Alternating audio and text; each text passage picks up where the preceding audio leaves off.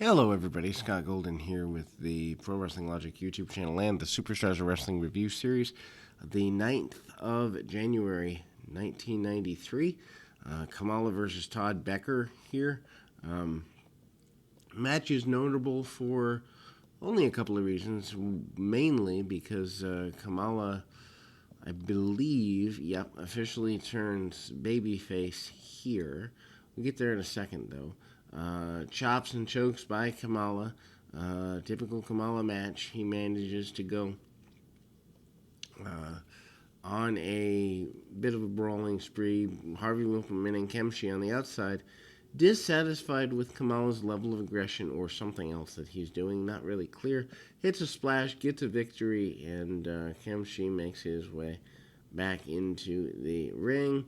They are berating Kamala pretty aggressively. Post the match, even though he has won, he gets slapped and pushed around quite a bit here. And Reverend Slick makes his way into the ring. Slick tries to stand up for Kamala. Kemshi strikes Slick, and Kamala's had enough. He manages to slap his belly and chop and get rid of Kemshi, and Kamala runs after the Weasley-like Harvey Wippleman. That is the beginning of Kamala's babyface run. He's not here very much longer. I think he's done by summer '93, if I remember correctly. Although this does yield quite a promo, or just Coliseum video piece more accurately, not really a promo. But Kamala learning to bowl, I eventually want to cover that. They do an interview with Owen Hart up next from Mania. Mania, a new Saturday morning program, 10 a.m. on USA Network. Gee, I remember the time all these years later. Owen Hart talks about his nature of supporting Bret Hart, and talks about the threat of Razor Ramon. Speaking of Ramon, Razor comes in and attacks Owen Hart, hits him with a trash can, chokes him out, and steps on him. Basically, Razor says, "Tell your brother I'm here for his belt." And then we go to the Steiner brothers, Rick and Scott, versus Butch Banks and Rock Warner. Steiner brothers only last here maybe about a year and a half at most. I don't know that the Steiners were ever a completely good fit for the World Wrestling Federation.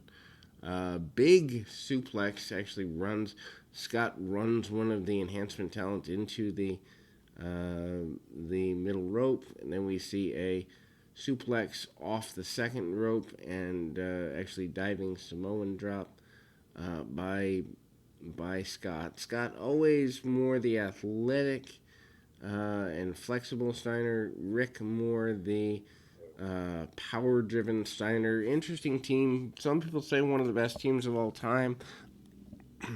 I was a Steiner fan in their 1992 WCW run. I liked some of their stuff from earlier in WCW. Not so much a fan of their late 90s stuff. But anyway,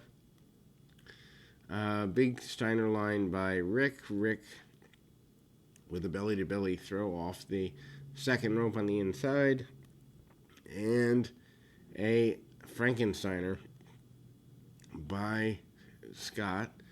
And then manages to get the victory.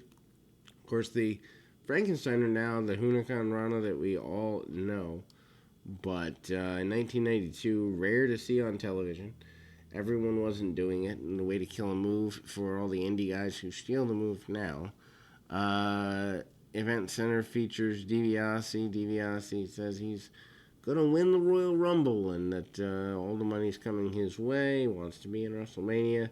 Randy Savage says he hears a little birdie talking to him about being able to be a champion again, once again.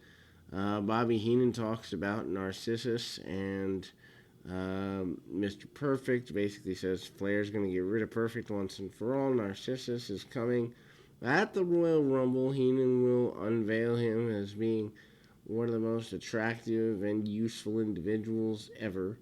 Then we go to Lance Cassidy versus George Petrovsky. Lance Cassidy, of course, one of the Armstrong boys, not here very much longer. I actually think this might have been his last television taping here in January of '93, which is sad. I think he could have done a whole lot more, but it just doesn't come together for him. Petrovsky gets sent to the outside relatively quickly, and then we kind of see a resurgence from Cassidy. Cassidy gets cut off a little bit. Cassidy, with a drop kick, goes to work on the arm, and it's relatively simple. Then we kind of see things break down a little bit into an up over the back spot and another drop kick.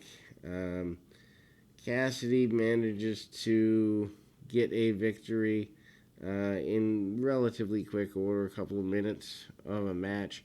Fights from underneath quite well, manages to get that victory, and we move on to the interview with Doink. Doink basically says he enjoys pulling pranks on everybody. The announcer talks about the mop to the eyes of Tatanka, the tripping of the big boss man, etc. and so forth. Doink says he loves to have fun. Isn't that the point of life? And then he loves to watch the kids cry. So certainly a very sadistic clown. Undertaker and Scott Zappa. No big surprise. The Undertaker wins here. We see actually a lot of Undertaker merchandise in the crowd. Well-placed merchandise for the camera, I am sure. Paul Bearer there with the Undertaker, as per always. And then we see the Undertaker kind of icily staring down his opponent.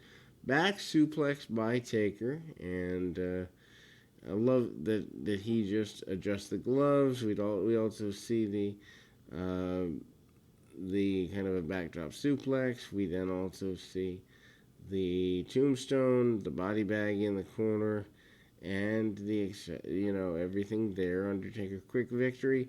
Mean Gene Okerlund up next with the Royal Rumble report. Okerlund's Royal Rumble report, relatively basic here. Shawn Michaels basically says he's going to defeat Marty Jannetty at the Royal Rumble and keep his Intercontinental title. Sherry will be with him. Jannetty says that he once again apologizes to Sherry, but that he doesn't apologize for what's going to happen with Shawn Michaels at the Rumble. Talk about whose corner Sherry's going to be in. Not a lot of clarity there. Then we move to Bam Bam Bigelow and Red Tyler. Obviously, a one-sided match here. Red Tyler again. This time with a little bit longer hair, so he's been allowed to develop his own fashion sense a little bit. Bam Bam Bigelow and the Big Boss Man are going to do battle at the Rumble, and so Boss Man up with a insight interview, and then Bigelow with the forearms, headlocks, and then the diving headbutt for the win. Superstars of the WWF comment on the Royal Rumble, which is just a couple of weeks away here. And the El Matador says he wants to win the Rumble. Can do it with the fans' help. That's the basic consensus, is that the fans' help is the difference for him. Office says the head shrinkers are coming to bring pain and win the Rumble. And once again, Paul Bearer reiterates that there are 29 bodies to be buried in the Rumble, and The Undertaker will walk out victorious there. So, that is the January 9th edition of Superstars of Wrestling. We'll be back with more action right after this.